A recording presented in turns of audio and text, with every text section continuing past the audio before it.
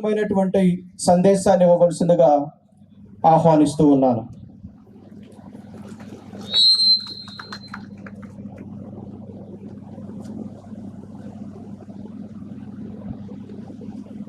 అందరికీ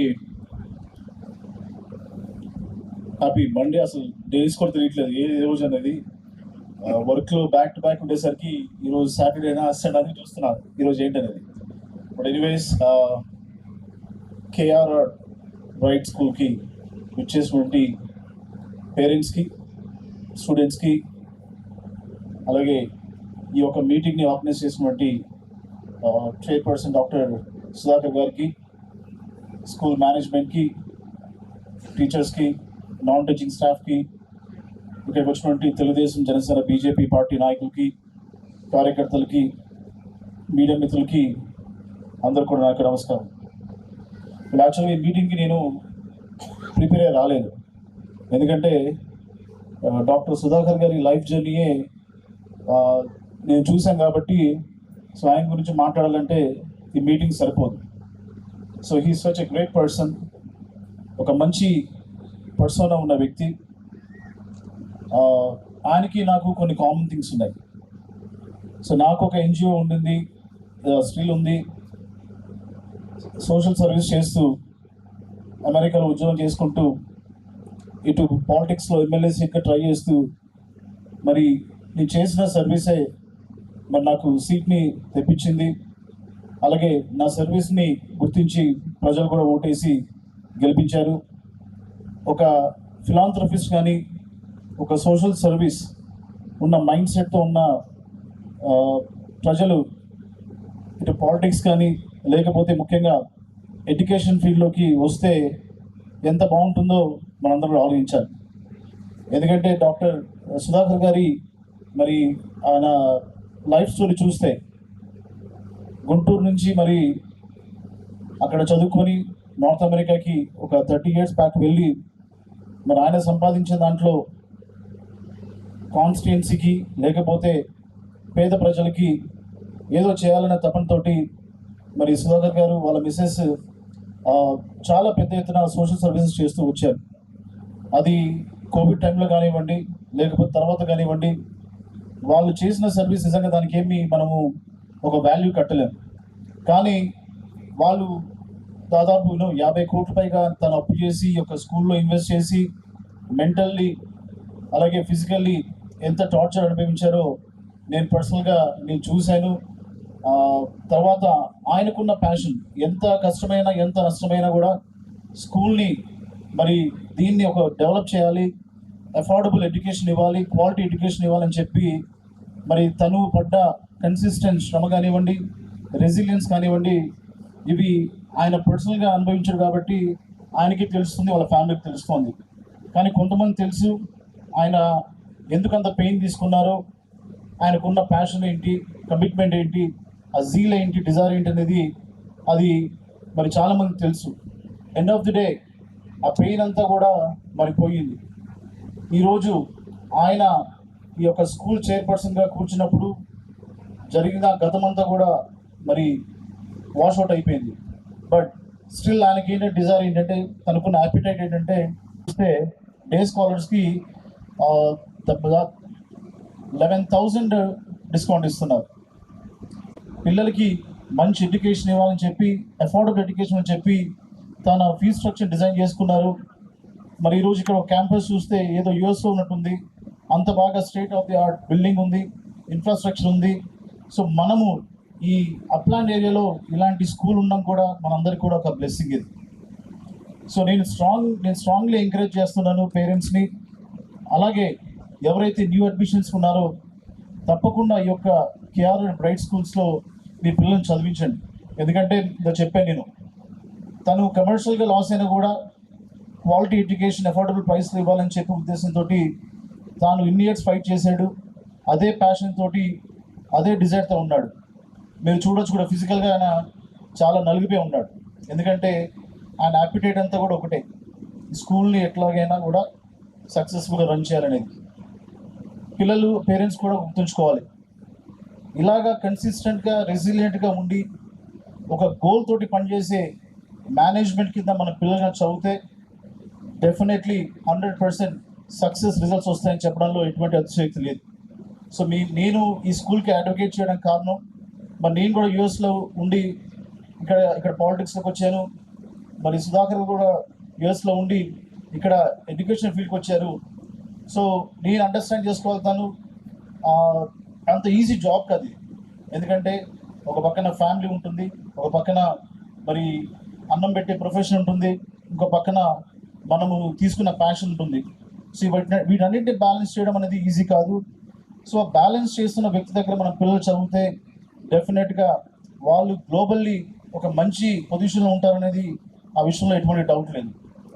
సో పేరెంట్స్కి స్టూడెంట్స్ చెప్పేది ఏంటంటే, education gives you the access or gives you the power to access anything in life, anything in the world.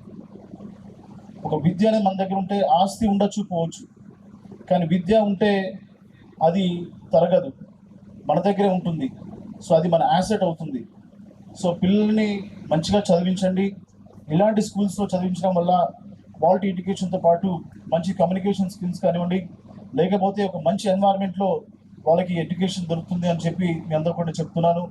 నా support 100% ఈ school కానివ్వండి, KRR bright school కానివ్వండి, లేకపోతే మన చైర్పర్సన్ డాక్టర్ సుధాకర్ గారికి 200% ఉంటుంది. ఈ స్కూల్కి ఎటువంటి హెల్ప్ కావాలన్నా ఏ విషయంలో కూడా నేను అవైలబుల్ ఉంటాను. సో ఒక మంచి టీమ్గా ఇక్కడ మీకు ఉండి మీకోసం సర్వీస్ చేయడానికి ఉంటామని చెప్పి మీకు తెలియజేస్తున్నాను. అలాగే ఈ అవకాశం తీసుకొని ఒక 2 minutes నేను మరి ముఖ్యమంత్రి శ్రీ నారా చంద్రబాబు నాయుడు గారు, అలాగే ఎన్డీఏ కూటమిలో మరి మోడీ గారి విజన్ ఏంటో మీకు చెప్పాలనుకుంటున్నాను. ఎందుకంటే మనకున్న విజన్ అది అచీవ్ అవ్వాలంటే ఇలాంటి స్కూల్స్లో మన పిల్లలు చదవాలి. మనము ఎప్పటి నుంచో చూస్తున్నాం, భారతదేశం వచ్చేసి అభివృద్ధి చెందిన దేశంగానే చూస్తున్నాం. స్టిల్ అండర్ డెవలపింగ్ చూస్తున్నాం. కానీ మరి ఎప్పుడైతే మనకు అందరు గుర్తుంటుంది విజన్ 2020 అనేది, ఎంతమంది గుర్తుందో చేతుతుంది ఒకసారి. విజన్ 2020. సో విజన్ 2020లో మరి ముఖ్యమంత్రి శ్రీ నారా చంద్రబాబు నాయుడు చేసిన యాక్టివిటీస్ ఏంటో, ఆయన తీసుకున్న ఇనిషియేటివ్స్ ఏంటో అందరూ కూడా తెలుసు. ఈరోజు హైదరాబాద్ వచ్చేసి ఒక చాలా ఎంతో డెవలప్ అయిపోయి ఉంది. మరి మన కొత్తగా ఏర్పడిన ఆంధ్రప్రదేశ్ దానికంటే డెవలప్ అవ్వాలంటే ఏం చేయాలని ఆలోచించినప్పుడు ముఖ్యమంత్రి శ్రీ నారా చంద్రబాబు నాయుడు గారు స్వర్ణాంధ్ర 2047 అనే ఒక విజన్ డాక్యుమెంట్ని ముందు తీసుకొచ్చారు. అలాగే సెంట్రల్లో మోడీ గారి నాయకత్వంలో వికసిత్ భారత్ అంటే డెవలప్ నేషన్ 2047 అని ఒక విజనరీ డాక్యుమెంట్ తీసుకొచ్చారు. సెంట్రల్ స్టేట్ రెండు కూడా అలాగేలాగా మరి ఏవైతే సూత్రాలు ఉన్నాయో, ఇనిషియేటివ్స్ ఉన్నాయో అవన్నీ కూడా వికసిత్ భారత్ 2047, స్వర్ణాంధ్ర 2047లో ఉన్నాయి. సో ముఖ్యంగా ఈ యొక్క దీనికి ఉన్న గోల్స్ ఏంటో మీకు చెప్తాను నేను. మనది ఇప్పటికి కూడా అభివృద్ధి చెందుతున్న దేశం అనే ఉంది.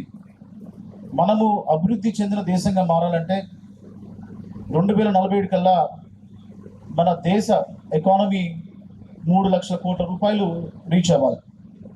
అలాగే స్వర్ణాంధ్ర 2047 మనం కూడా సెంట్రల్ లెవెల్ తోటి మ్యాచ్ అవ్వాలంటే మన ఆంధ్రప్రదేశ్ 2047 కల్లా 308 లక్షల కోట్లు మనం ఎకానమీ రీచ్ అవ్వాలి. అంటే ఇప్పుడు తలసరి ఆదాయం చూసుకుంటే 2024 నుంచి 20 చూసుకుంటే దాదాపు 2,44,000 రూపాయలు ఉంది.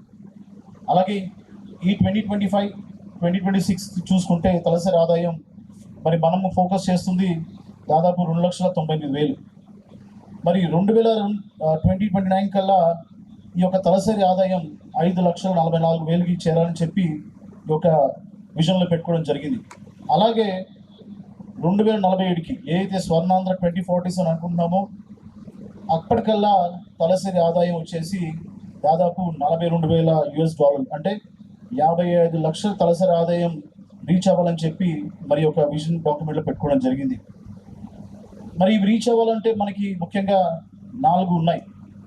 ఒకటి యూత్, ఒకటి ఉమెన్, ఒకటి ఫార్మర్స్, మరొకటి ఎవరైతే పావర్టీ లైన్ కింద ఉంటారో వాళ్ళని ఉద్దేశించి ఈ యొక్క విజనరీ డాక్యుమెంట్ తయారు చేయడం జరిగింది. మనము ఆర్థికంగా పురోగతి చెందాలన్నా, మరి సమాజంలో అభ్యున్నతి రావాలన్నా, వాతావరణ సమతుల్యం కావాలన్నా, మంచి సుపరిపాలన జరగాలన్నా కూడా మరి యొక్క మనకున్న వికసిత్ భారత్ 2047, స్వర్ణాంధ్ర 2047 ఇవి కనుక మనం చేస్తే తప్పకుండా ఇవన్నీ రీచ్ అవుతాము. అలాగే ముఖ్యంగా మహిళలు చెప్పేది ఏంటంటే, స్త్రీ శ్రామిక శక్తి రేట్ ఏదైతే ఉందో, female labour force participation rate ఏదైతే ఉందో, అది ఈ రోజున 45.8% ఉంది. దీన్ని మనము స్వర్ణాంధ్ర 2047 ఏదైతే అనుకుంటున్నామో, స్త్రీ శ్రామిక శక్తి దాంట్లో భాగస్వామ్యం చేసుకున్న రేట్ 80%కి వెళ్ళాలని చెప్పి మరి ఆ ఒక విజన్లో పెట్టుకోవడం జరిగింది. ఎలా వెళ్తాం అనేది చాలా క్రెడిట్ స్కీమ్స్ ఉన్నాయి, అటు సెంట్రల్లో చాలా స్కీమ్స్ ఉన్నాయి, స్టేట్లో చాలా స్కీమ్స్ ఉన్నాయి. ఇవన్నీ కూడా మేము మీకు ఇవ్వడానికి ఎప్పుడు కూడా అందుబాటులో ఉంటాము. ఎందుకంటే ఇప్పుడు జీవితంలో గొప్ప విషయాలు ఏదో లక్తో జరగవు. దానికి మనం వేసుకున్న ఫౌండేషనే సరిగ్గా ఉంటే అన్నీ కూడా మరి బాగా జరుగుతాయి. సో దానికి ఉదాహరణ ఈ యొక్క కేఆర్ఆర్ బ్రైట్ స్కూల్స్. సో ఇప్పుడు నేను చెప్పినటువంటి ఏదైతే విజన్ ఉందో, వికసిత్ భారత్ 2047 కానివ్వండి, స్వర్ణాంధ్ర 2047 కానివ్వండి, అవి రీచ్ అవ్వాలంటే తప్పకుండా ఇలాంటి స్కూల్స్లో చదివిన పిల్లలు మరి బయటకు వస్తే తప్పకుండా ఆ విజన్ని, ఈ యొక్క మిషన్ని మనం అచీవ్ అవుతామనే విషయంలో ఎటువంటి సందేహం లేదు.